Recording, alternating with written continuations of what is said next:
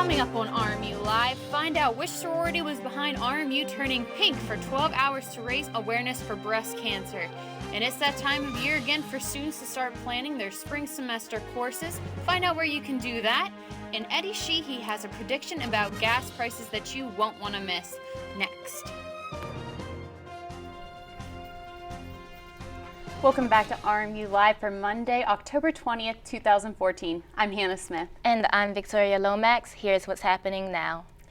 Longtime English professor Jim Vincent will be retiring after this academic school year. He will still be teaching the class that travels to Ireland this spring, but other years to come have not been determined. Well, it's that time of year again for RMU students to start planning and thinking about next semester classes. The spring 2015 class schedule was released today for students to look through and plan for what they need to take next semester. The full schedule of classes can be found on RMU Sentry Secured Services. October is Breast Cancer Awareness Month, and for 12 hours, the ladies of Zeta Tau Alpha painted the campus pink to show support for the fight against breast cancer. RMU reporter Delaney Hassel has more. October is more than just pumpkin spice lattes and Halloween. The theme for the month is breast cancer awareness. The RMU chapter of Zeta Tau Alpha took this theme to the next level. On Wednesday, October 15th, the campus of RMU was turned pink to educate students of a disease that takes the lives of about 40,000 people a year, according to the American Cancer Society. Zeta Tau Alpha sponsored 4 events on campus for their 12 Hours of Pink event. Kiss Away Cancer was the first event of the day, with Hershey Kisses and breast cancer education cards being passed out to students walking around campus. The second event of the day was a carnival held from 1 to 5 at the Nicholson patio. Well, each table kind of has a carnival game going on. This whole event is carnival themed, so each game is $1. So you can give a few bucks and, every bit helps. The third event over the course of the 12 hours was Pink Out Zumba at 5 p.m. in the John Jay Gym for the low cost of $5. According to Zeta Tau Alpha second vice president and new member educator Sarah Africa, the event planning was not just overnight. How long has the event been in the works? How long have you been planning? Definitely since the beginning of the semester, even like filtering into summer. This has been in the works for a while, and a lot of planning goes into events like this. All of the proceeds raised will be donated to the Zeta Tau Alpha Foundation for Breast Cancer Education and Awareness. From outside the Nicholson Center, I'm Delaney Hassel, RMU Sentry Media. For more ways to support the cause, visit the Susan G. Komen for the Cure website at www.komen.org. And be sure to check out RMUCentryMedia.com for colonial news, sports, lifestyles, tips for everyday living, and up-to-date election coverage on the gubernatorial race at RMUCentryMedia.com. The gubernatorial elections on November 2nd are coming up fast. In a recent poll released from RealClearPolitics.com, Democrat Tom Wolf is still ahead 11 points of the incumbent Tom Corbett. Be sure to stay updated with RMUCentryMedia.com for updates, and we will be doing a live election night coverage on November 4th at 9 p.m. The culinary fundraising event Savor in Sewickley will celebrate its 15th anniversary this October. The event, which supports the Sewickley Public Library, has always been a community favorite. Over 20 food establishments ranging from bakeries to European-inspired cuisine will be featured at the event this year. Sewickley Mayor Brian Jeff and Councilman Thomas Huddleston will also try their hands at bartending. Savor in Sewickley is a community event open to all. The car crash that killed a woman and left her husband injured in Conemaugh Township is still under investigation. The car crash occurred on Route 403 around 9 p.m. in Somerset County Sunday night.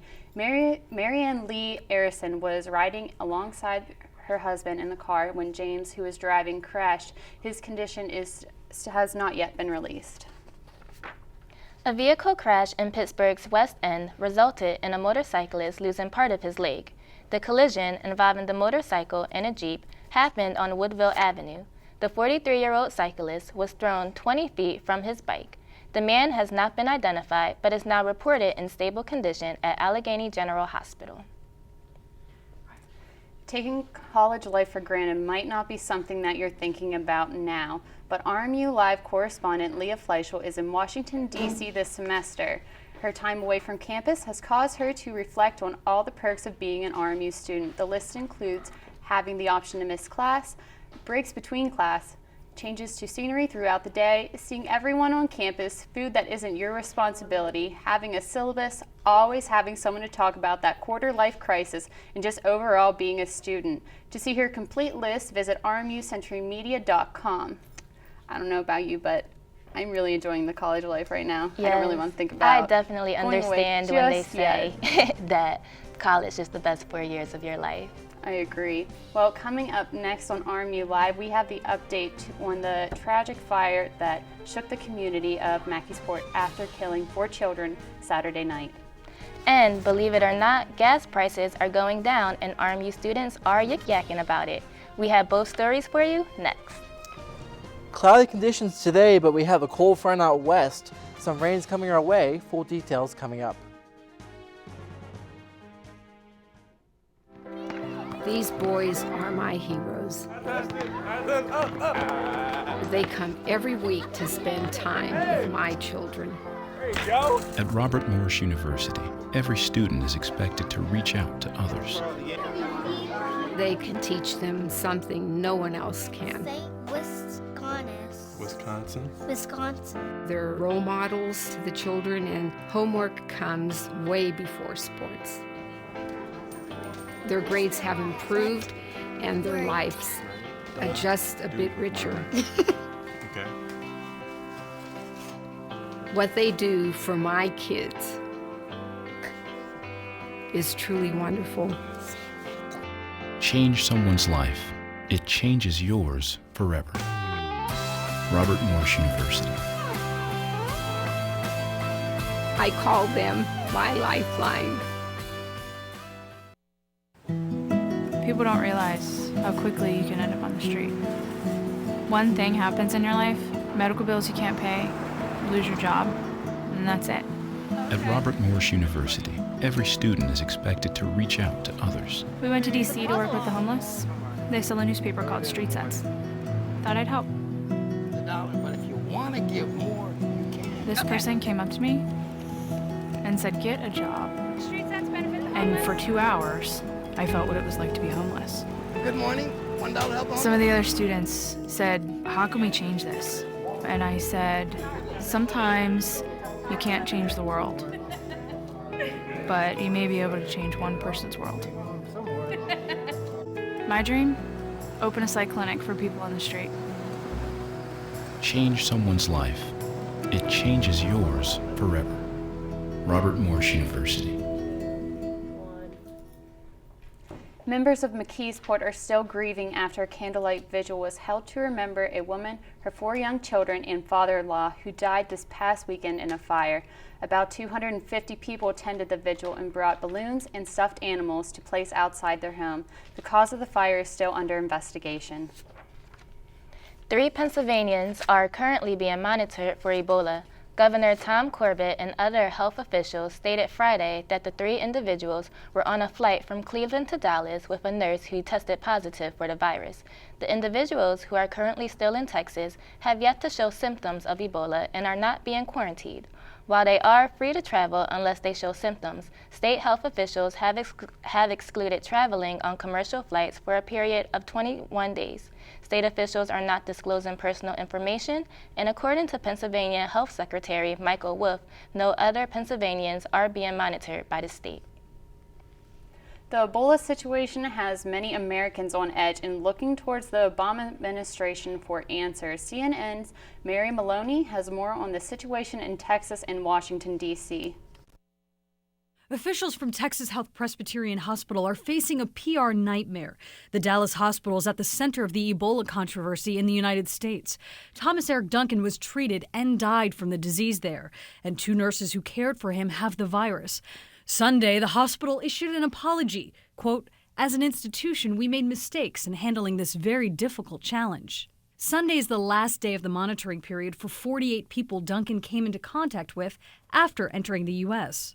Thankfully, they're all asymptomatic, and it looks like none of them will get Ebola. About 50 people from the Texas hospital have volunteered to limit their travel until officials make sure they don't have the disease.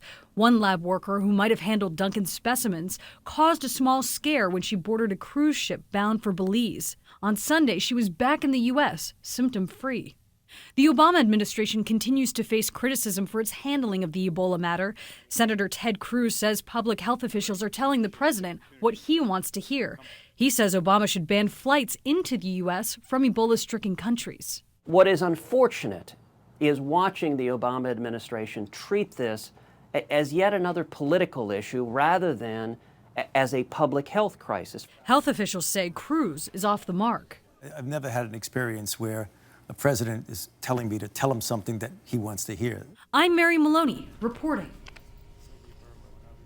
Be sure to check back next week as we continue to bring you the latest updates of the Ebola situation in the U.S. The West African country of Nigeria is officially Ebola-free. The virus, which reached Nigeria back in April and spread to 19 people, killing 7. Nigeria's quick response to the outbreak and effective contact with victims helped to keep the virus under control. According to the World Health Organization, Nigeria underwent a 42-day period of surveillance monitor with no cases detected. The World Health Organization is calling Nigeria, quote, a success story that Ebola can be contained, end quote. Staying on that college budget might be hard to do with high gas prices, but there might be a saving grace for that budget after the recent drop in price. Eddie Sheehy has more on why Robert Morris students are, what they're saying about it. If you've taken any time lately to drive up and down University Boulevard, you will have noticed one thing. That's that gas prices have been dropping. But how long will this trend continue and why is it happening? Summer months for gas prices are always notoriously high. In July of this year, the average price of gas nationwide was $3.52. But now, just 2 months later, the prices fall into an average of $3.12, a number we haven't seen in more than 4 years. The reason for the drop include countless factors, but the biggest element impacting the price is something you're probably very familiar with. A larger supply in the U.S. oil reserve and a lower demand from countries like China has led to an abundance of oil in OPEC, allowing for prices to ease throughout the country. And experts don't believe we've hit the lowest prices yet. Many say that nationwide the price will probably round off somewhere around $2.90. While that price would be exceptional, it is important to note that locally we probably won't get prices that low. You can expect the price to stop somewhere between $3.10 and $3.20, but it's unlikely that Moon Township and the surrounding areas will ever reach the $2 range. Now, if your gas tank is running low and you can wait a week or two, it might be worth it. Every day you wait, the price of gas is going to continue to drop. Reporting outside the Nicholson Center for RMU Live, I'm Eddie Sheehy. Thanks, Eddie. Hopefully we continue to see those declining gas prices that you are predicting. An indefinite NFL suspension for Ray Rice could end sooner rather than later. Within the next 4 weeks, the former Baltimore Ravens running back could be reinstated. According to numerous legal experts, Rice has, quote, an exceedingly strong case in his appeal against his suspension, end quote. The 27-year-old running back was indefinitely suspended after TMZ released a video of Rice striking his wife unconscious. I talked with a few RMU students today about their thoughts on the social media app Yik Yak that has everyone talking. First, it was college fashions that everybody on campus was talking about, but now it's the social media app Yik Yak. But is this social media app becoming a place for bullying, or is it still a place for fun and games? People are posting like horrible things about other people on there, and it's not like they just describe something about someone, but they literally put their name and then say, oh, they did this, they did that. I think Yik Yak's great. I think it's a good way to pass the time when you're bored, or just to say funny things, you know, in general. Do you think it's becoming a bullying outlet at all? I don't think it's bullying. I think the whole idea of once you get like 5 downs, then your yak is immediately deleted. I think that kind of prevents any bullying or anything like that because people know when you say stupid stuff. Now, like all trends, they die off eventually, so I guess we'll just have to see how long Yik Yak lasts. I'm Hannah Smith, RMU Live.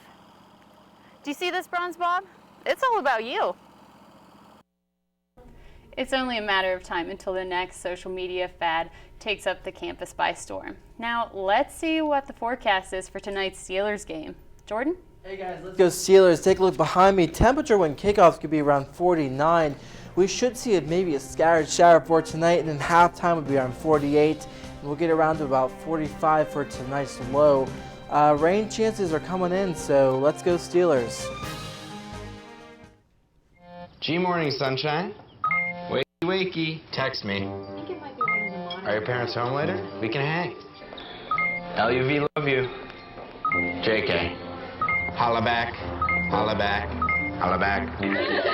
Are you with your friends? That's lame. We're in a huge fight right now. XO. What'd you dream about? Something I did? Are you on your way to the mall? I'm lonely. Nude pics.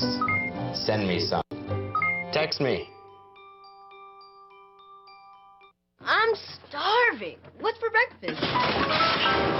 Guten Tag! Johannes, Franz! I bring you arts-enriched Raisinblums, fortified with increased test scores and creative problem-solving skills. It's good! And good for you. Bobby?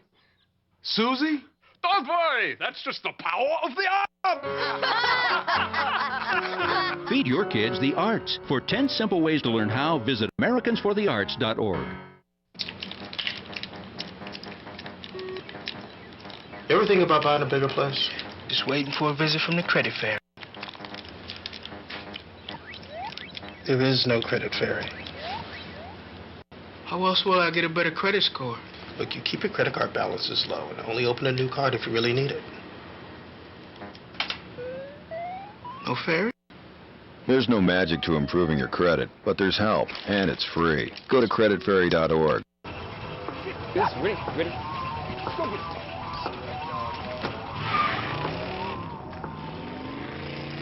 Oh, come on, Randy. Animal shelter, here I come. And no, I'm not crazy or emotionally damaged. That's a stereotype. I just belong to a total loser. I'm a good dog. So if you want a pet, adopt. And if you see Randy, tell him he dropped his wallet.